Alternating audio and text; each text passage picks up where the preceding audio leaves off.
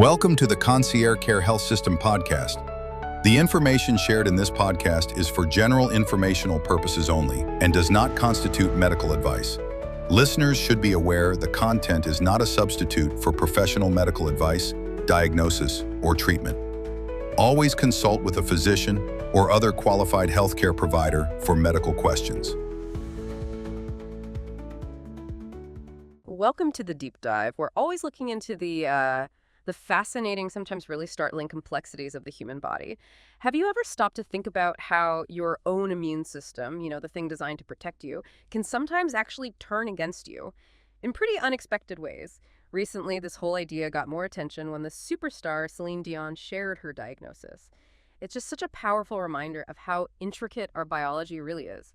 So today, we're doing a deep dive into stiff person spectrum disorders, or SPSD, and it's not just one single disease, but actually a group of rare progressive autoimmune neurological conditions that can profoundly impact people's lives. Our mission today really is to cut through the complexity. We want to give you a clear, comprehensive understanding of this often misunderstood disorder. So when you say spectrum disorder, are we talking about wildly different presentations, or are there core features that tie all these conditions together? That's a great question to start us off.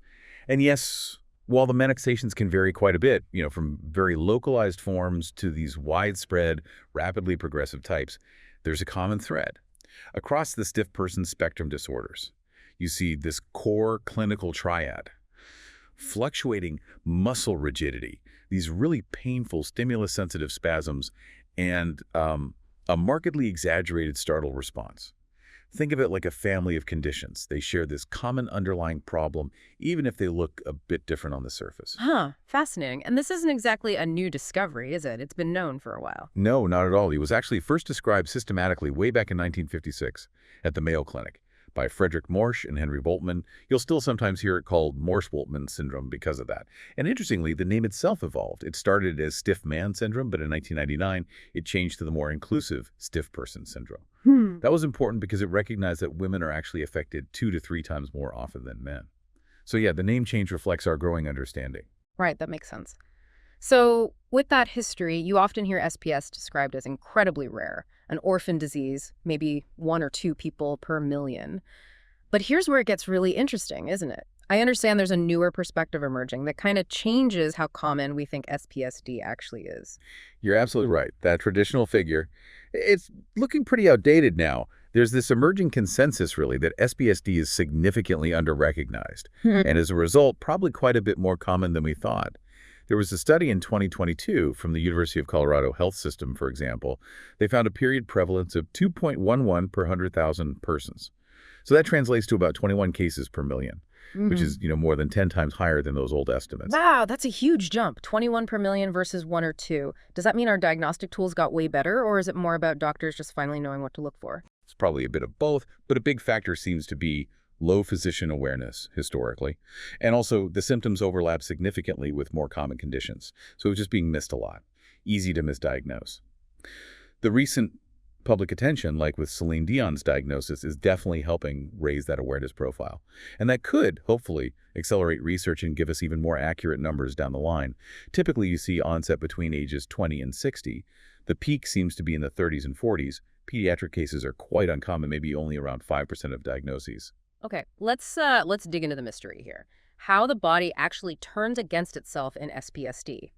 Our central nervous system has these really intricate control systems, right? And one of the key players is the GABAergic system. That's the main inhibitory network. Exactly. Think of GABA as the primary brakes for your motor neurons. It prevents them from firing uncontrollably, keeping things smooth. And it also handles something critical called reciprocal inhibition. Reciprocal inhibition. Yep. What's that exactly? Okay, so imagine bending your arm. Your bicep contracts, right? But for that to happen smoothly, the opposing muscle, your tricep, has to relax. That coordinated action, one contracting while the other relaxes, that's reciprocal inhibition. It allows for fluid movement. In SPSD, this elegant system breaks down. There's an autoimmune attack happening. And when you lose that inhibition, the central nervous system becomes hyperexcitable. Basically, the motor neurons start firing constantly, uncontrollably, even when you're resting. So it's like the accelerator is stuck on and the brakes are gone. All the signals are just firing nonstop. Precisely. And that leads to this phenomenon called co-contraction.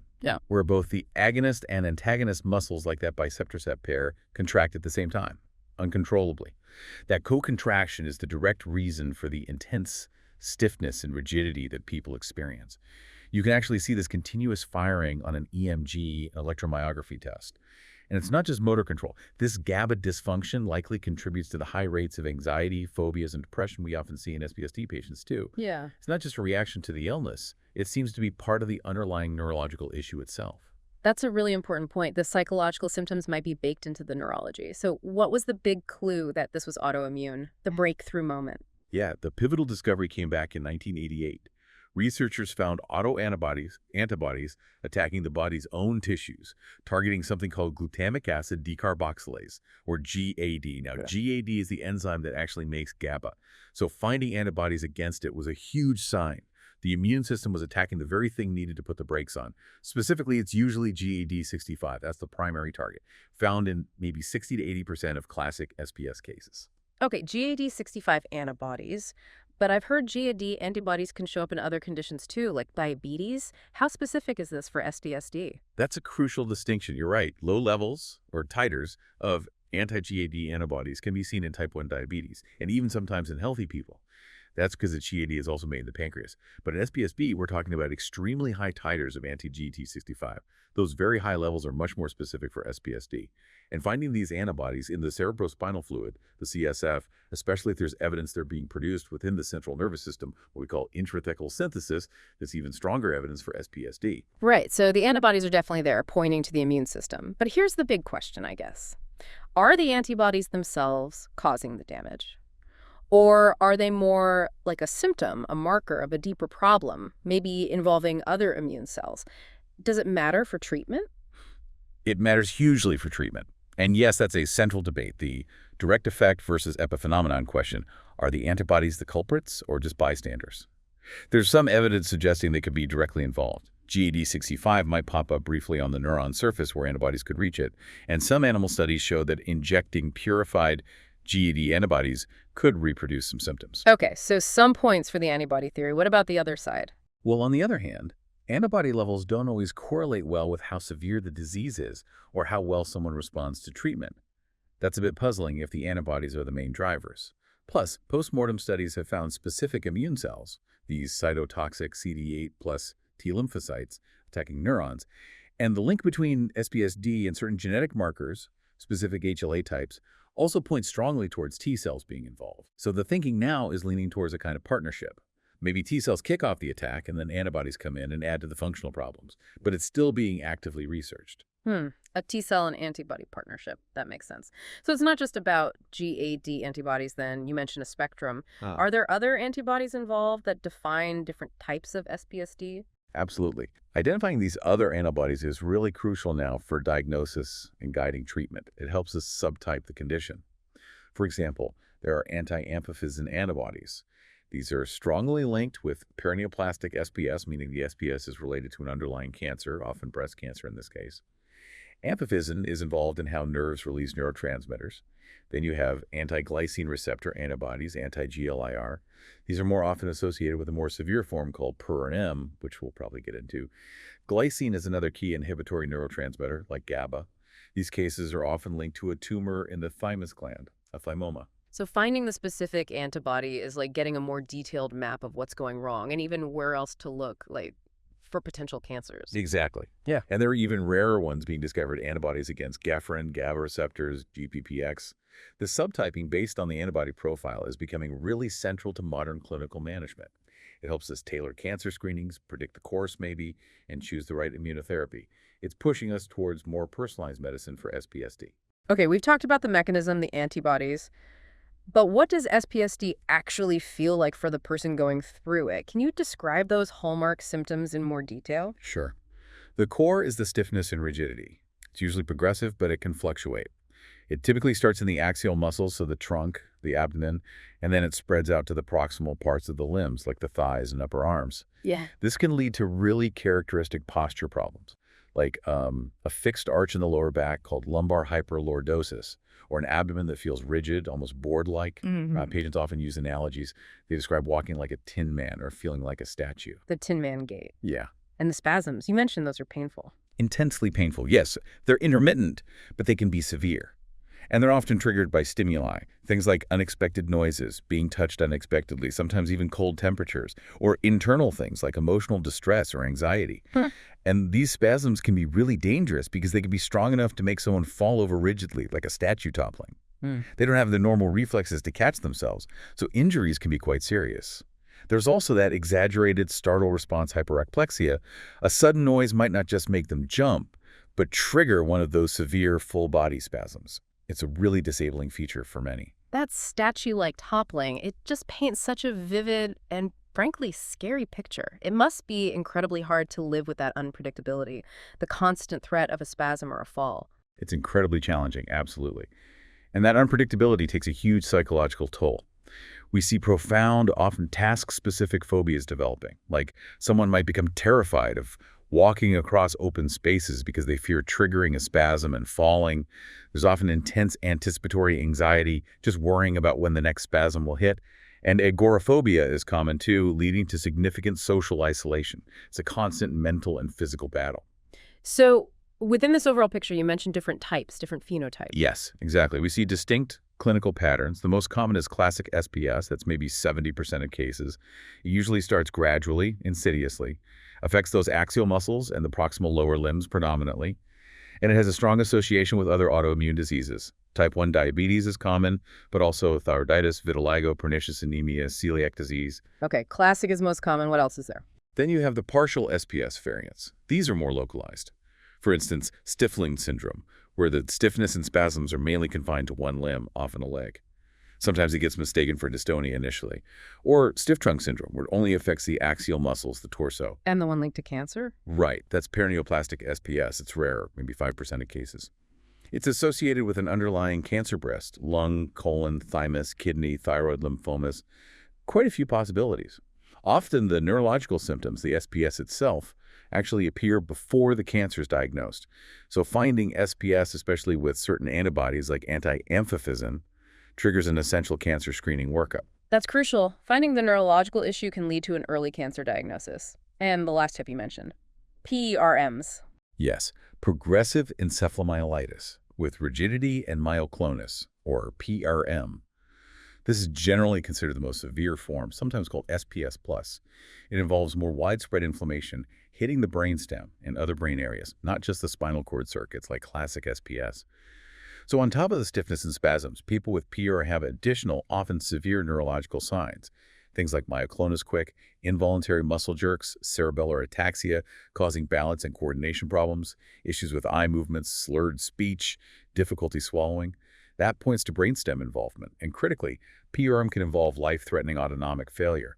That means problems regulating blood pressure, heart rate, breathing, even consciousness. Is often more rapid, sometimes comes in waves, and is more frequently linked with those anti-GLIR antibodies we talked about. It needs really prompt, aggressive immunotherapy. It sounds like getting the right diagnosis quickly is absolutely critical, but also really challenging given all these variations and overlaps. You mentioned a diagnostic odyssey earlier, averaging over 6 years. That's a long time to be suffering without answers. It is. It's a huge clinical challenge and incredibly frustrating for patients. They often get bounced around, misdiagnosed with things like Parkinson's, MS, fibromyalgia, dystonia, tetanus, even primary psychiatric conditions like generalized anxiety or phobias, because the symptoms can seem bizarre or be triggered by stress.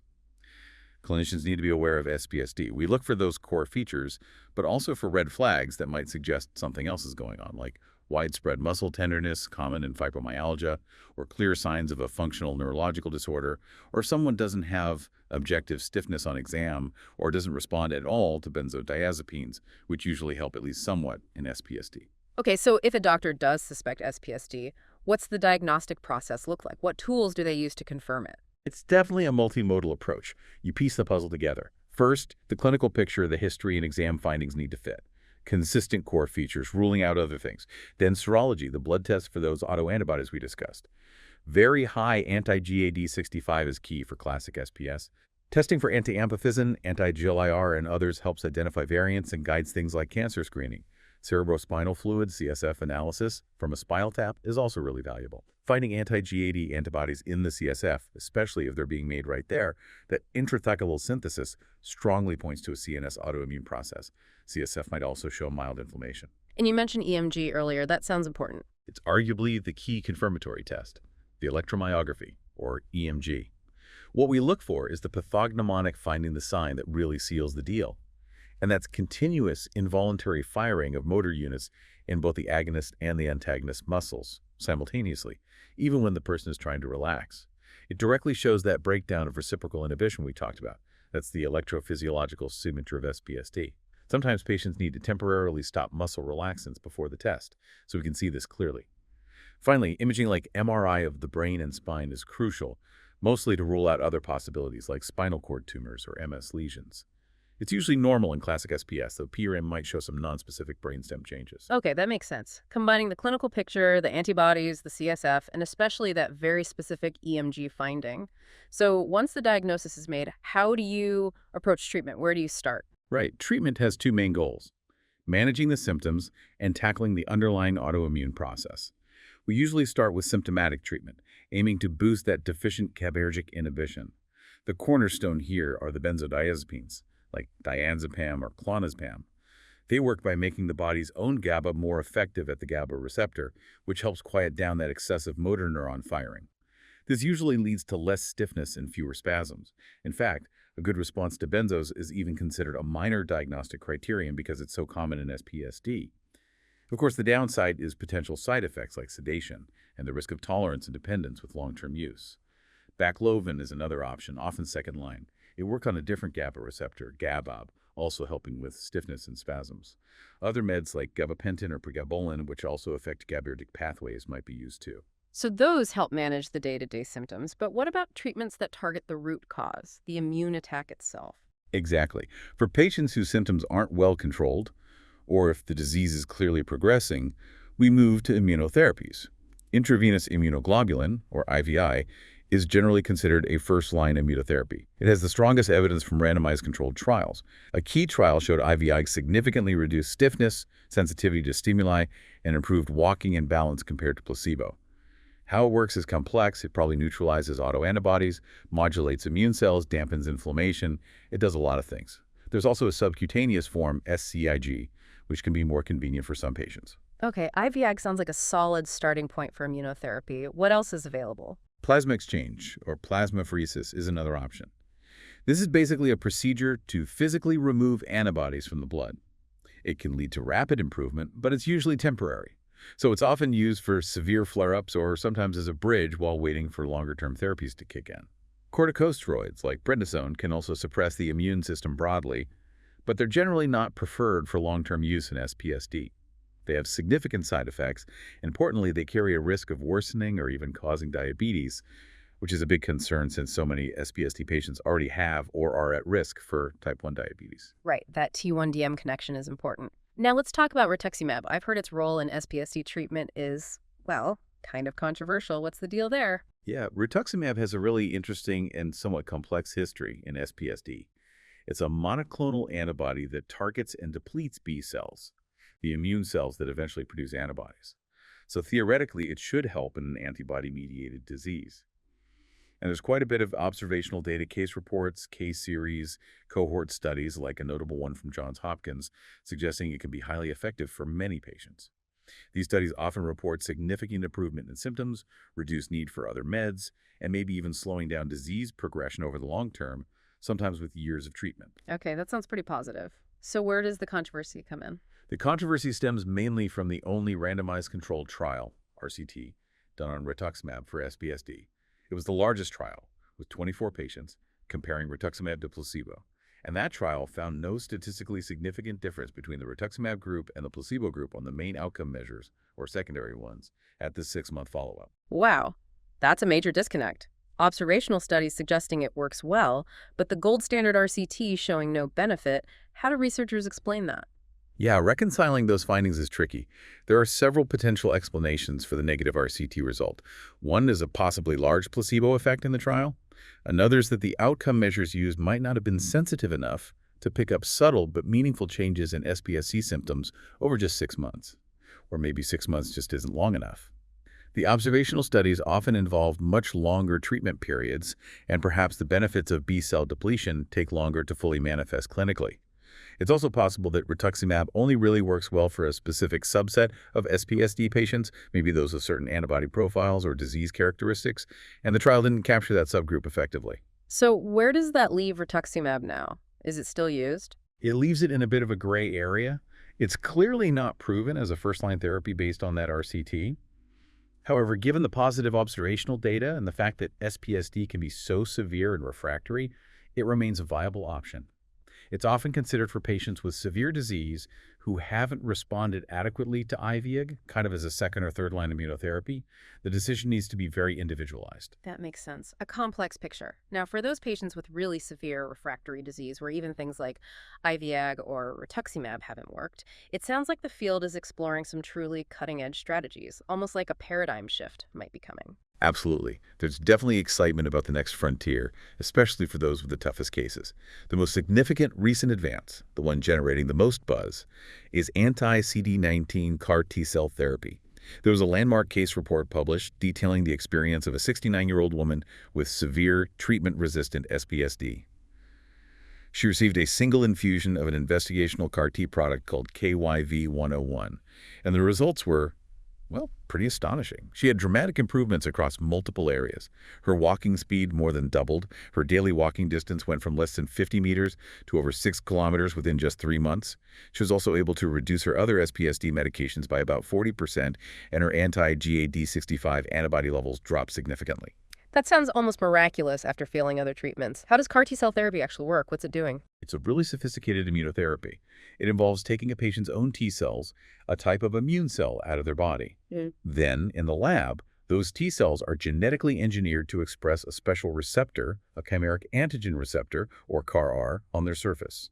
This CAR is designed to specifically recognize a protein found on B cells, like CD19. These engineered CAR T cells are then grown into large numbers and infused back into the patient. They essentially become targeted assassins, seeking out and destroying the patient's B cells, which are the source of the autoantibodies.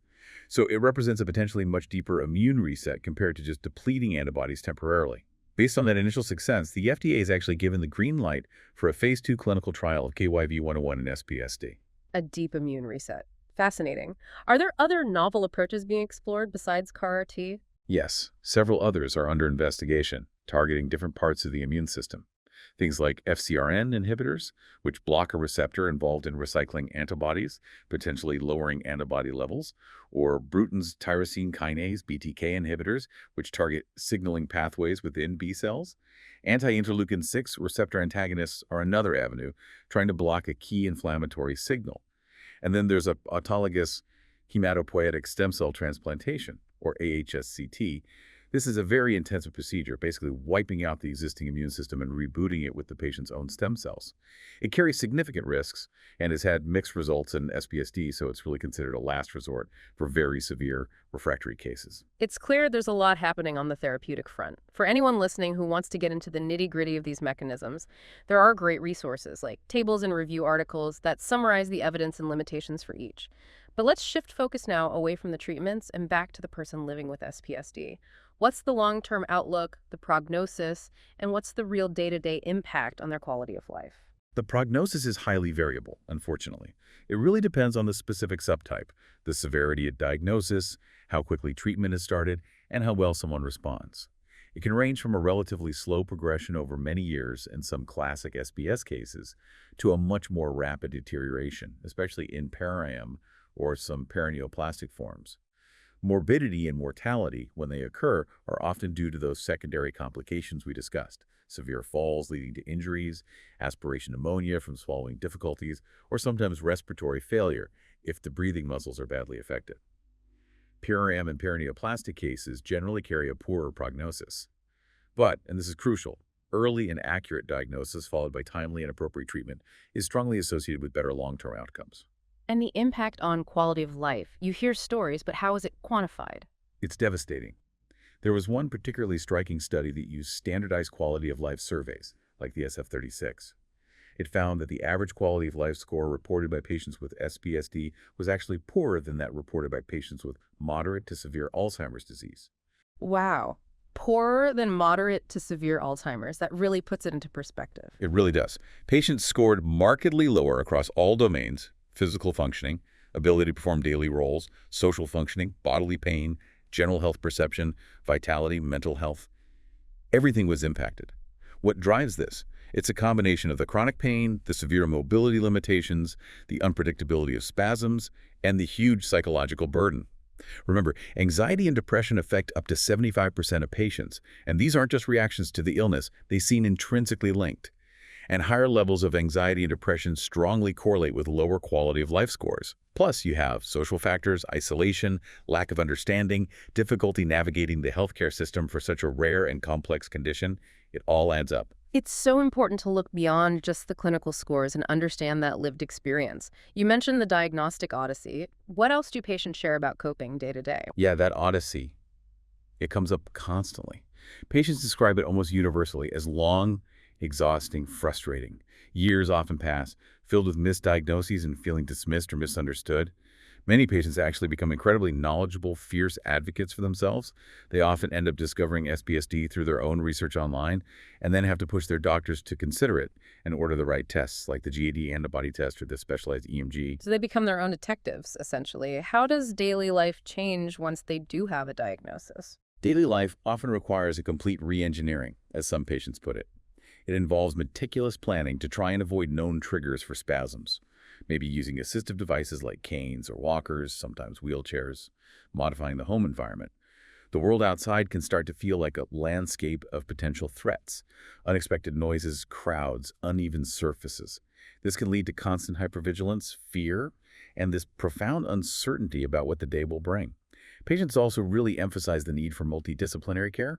It's not just about finding the right medication, it's about a coordinated team approach. That includes pharmacologic treatments, yes, but also crucial non-pharmacologic therapies, specialized physical therapy, sometimes aquatic therapy, which can be gentler, maybe yoga or massage for symptom relief. Finding what works is very individual. That personalized, team-based approach sounds key. And the focus on what actually matters to the patient, their quality of life, seems paramount. Absolutely. And that's why incorporating patient-reported outcomes, or PROs, and quality of life metrics into clinical trials is so important for the future.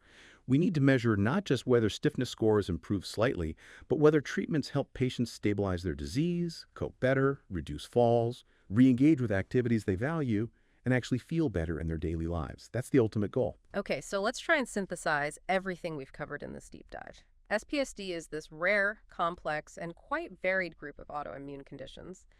At its core is this impaired GABAergic inhibition in the central nervous system. It presents across a wide spectrum, from localized stiffness to severe, life-threatening brain inflammation. Discovering anti-GAD and other antibodies confirmed it's autoimmune, but exactly how antibodies and T cells work together is still being figured out. Diagnosis is tough, often delayed, highlighting why awareness and that multimodal approach, clinical exam, antibodies, CSF, EMG, are so vital. And the treatments are evolving, from GABA-enhancing drugs for symptoms to a growing arsenal of immunotherapies, including potentially game-changing options like CAR-T on the horizon. But woven through all of this is the profound impact on quality of life, demanding a truly patient-centered approach that tackles the physical, psychological, and social challenges. Despite all the progress we've discussed, there are still some crucial unanswered questions, aren't there? It feels like there's still so much more to learn here. Oh, absolutely. There are significant knowledge gaps. We still need to fully clarify the exact pathogenic mechanisms, that whole antibody versus T cell debate, or how they interact. Identifying reliable biomarkers is a huge priority. We need ways to accurately track disease activity, predict flares, and maybe even predict who will respond best to which treatment. Right now, just measuring GAD antibody levels isn't consistently helpful for that. We also need to better understand the clinical heterogeneity. Why do two people with the same high GAD antibody levels sometimes have vastly different symptoms or disease courses? There must be other factors at play. And as that Rituximab trial really highlighted, we desperately need to develop and validate better outcome measures for clinical trials, measures that are sensitive, reliable, and truly reflect clinically meaningful change for patients. So what should future research really focus on then? Well, several key areas. We need larger, multi-center prospective studies to really map out the natural history of SPSD and get better estimates of its true prevalence. More advanced immunology and genetic research is crucial, digging deeper into specific B-cell and T-cell subsets, understanding the role of long-lived antibody-producing cells, clarifying those HLA associations.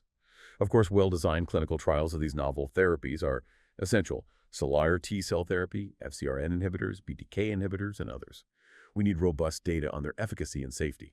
And overarching all of this should be a commitment to patient-centered outcomes research. We need to make sure patient-reported outcomes are included as key endpoints in all future trials, so we're measuring what truly matters to the people living with this condition day in and day out. This deep dive into stiff person syndrome really does reveal something profound about medical progress, doesn't it? Sometimes the biggest breakthroughs don't come from one single eureka moment, but from this relentless dedication to solving a rare, complex puzzle. It's fueled by patient stories, by their advocacy, combined with truly cutting-edge science.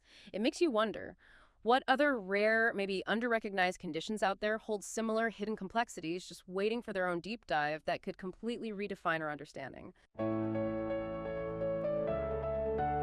Concierge Care, providing world-class, personalized care for patients and members. Taking a proactive approach by offering its free digital health clinic for anyone in need of these services. Reach out to us via our website, www.health.conciergecare.net, or give us a phone call at 786-809-2345.